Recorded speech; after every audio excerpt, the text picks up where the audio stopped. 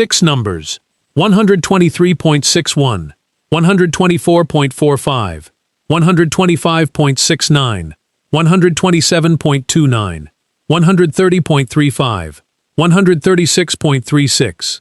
These six numbers are the story of one man, but nobody has ever told it that way. Two of those six numbers belong to one man. His name was David Jefferies, 30 years old, from Yorkshire, England, 9-time winner of the Isle of Man TT. On the morning of May 29, 2003, on a public road in a small village called Crosby, David lost everything. People still call it the night David Jefferies lost everything. But here is what nobody says. At the exact moment David Suzuki left the road, the Isle of Man TT was also losing something. Something nobody inside the sport wanted to admit. David's story is not the story of a rider who died young. This is the story of a fight between two ways of racing, and why one of them had to die. 1996. David Jefferies came to the Isle of Man for the first time. He was 23. His father, Tony Jefferies, had won the TT in 1971. His uncle, Nick Jefferies, had won it 3 years earlier. With a family name like that, every eye on the island turned to watch him. David finished 10th in the production race. He won the newcomer's trophy, and then he went home.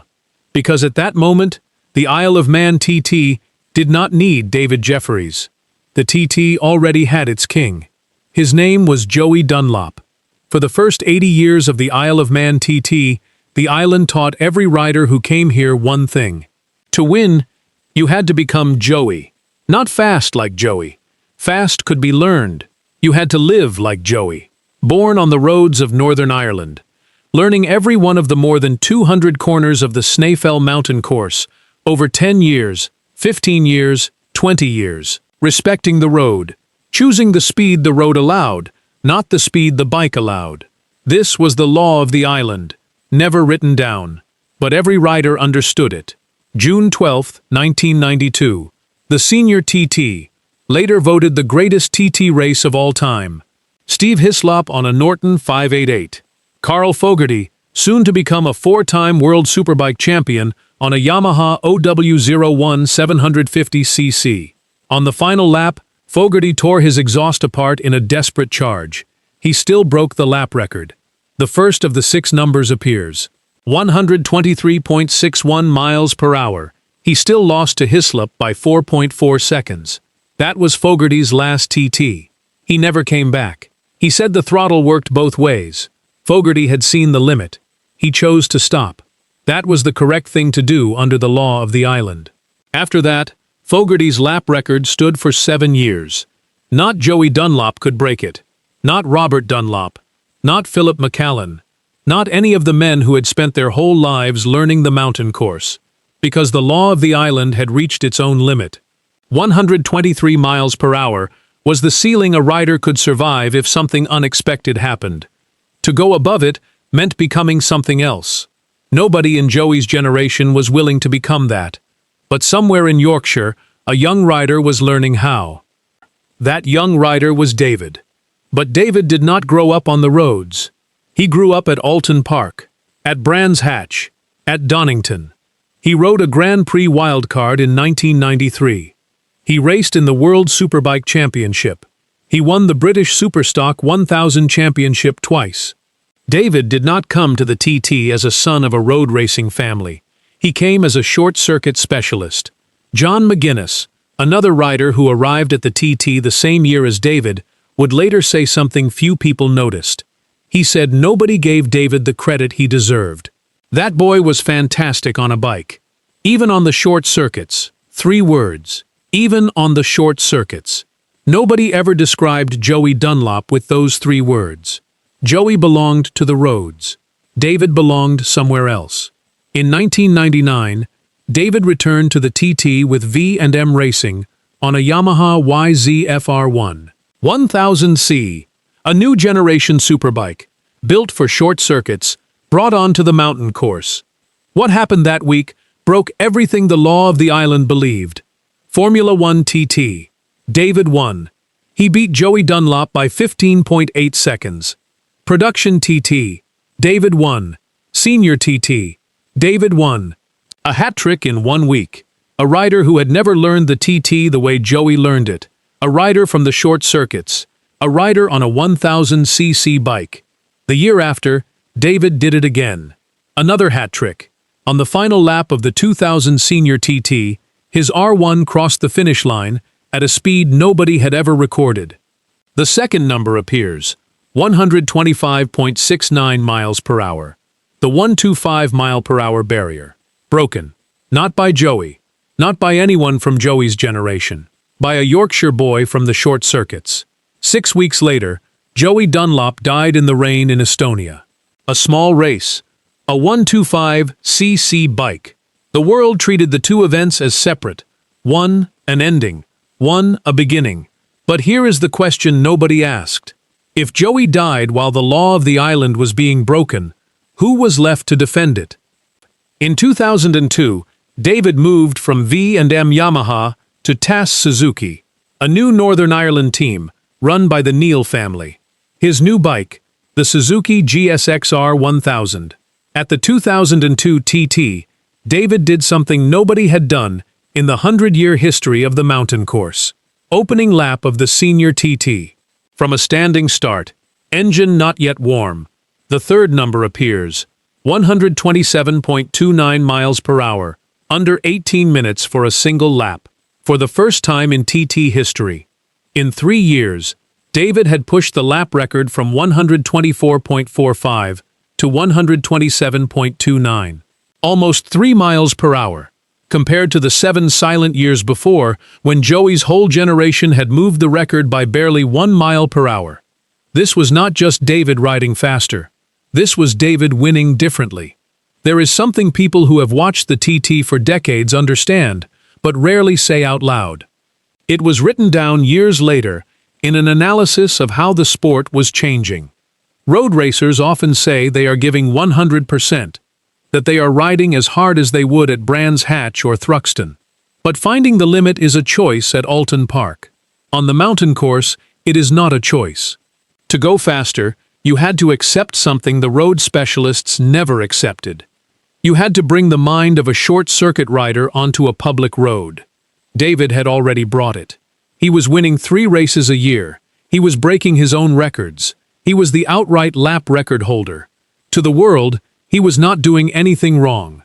To TAS Suzuki, he was not doing anything wrong. To the thousands of fans lining the mountain course to watch him ride, he was not doing anything wrong. But something the world could not see was happening. Not a fight against other riders. Not a fight against the clock. A fight against something every new lap record was bringing closer. Thursday morning, May 29, 2003. Practice session for the 2003 TT. David was preparing for his second year with TAS Suzuki. He was chasing a 4th consecutive hat trick. He was the godfather of John McGuinness's son. His first lap that morning averaged 125 miles per hour. The fastest lap of the entire practice week. It was just practice. But this was the thing about David. He did not know how to go slower. Second lap. Crosby Village. A shallow left-hand corner. He entered it at around 160 miles per hour. On a public road. Stone walls on the outside. Number 29 Woodley Villas. An oil slick on the road. Left by another rider's bike, moments before. David had no chance. The GSX-R 1000 left the road. It hit the wall. It bounced back across the road. It brought down a telephone pole. David was killed instantly. John McGuinness was racing behind him. He managed to stop his bike before entering the scene. Years later, when asked about that moment, he would say something very simple. When he saw David on the road, it looked like David was asleep. He was laid there. But he was gone. 30 years earlier, that same oil slick could have killed a rider too. What had changed was not the danger. What had changed was the speed a rider chose to enter that danger. The 2003 TT was paused. TAS Suzuki continued competing with their second rider, Adrian Archibald, at the request of David's family. Archibald won the Senior TT that year. People thought this was the end of the story, but this was only the moment before something else was revealed. 2 months after David died, Another name disappeared from the TT. Steve Hislop, the man who had broken the 120-mile-per-hour barrier in 1989. The man who had beaten Fogarty in the greatest senior TT of all time. He died in a helicopter crash in Scotland on July 30th, 2003. 3 of the 4 faces of the last golden generation were gone. Joey Dunlop, Steve Hislop, David Jefferies. In 2005, the TT was officially restructured. Formula One TT was renamed Superbike TT. Production TT became Superstock TT. Junior TT became Supersport TT. This was not just renaming. This was accepting what the TT had become. Then the numbers began climbing again. The 4th number appears, 130.35 miles per hour, 2007. John McGuinness broke the 130-mile-per-hour barrier. McGuinness came from British 250 Championship. World Supersport, short circuits.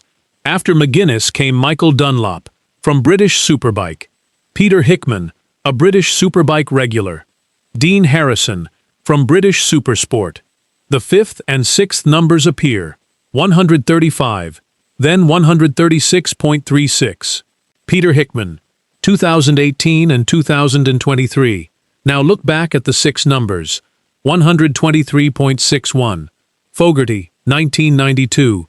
The End of the Law of the Island, 124.45. Moody, 1999. The First Crack, 125.69. David, 2000. The Barrier Breaks, 127.29. David, 2002. The New Era Arrives, 130.35. McGuinness, 2007. 136.36. Hickman, 2023. These are not 6 numbers about 6 riders. This is the character arc of the Isle of Man TT. And in the middle, 2 numbers, 2 years apart, both belonging to the same name. David Jefferies was not the end of Joey's TT. He was the turning point, the first rider whose entire career belonged to the new era. On David Jeffries's gravestone in Baildon, Yorkshire, there is a line, not from Shakespeare, not from the Bible, from David himself. Those who risk nothing, do nothing, achieve nothing, become nothing. On one morning, in one corner, David lost everything. He lost his future.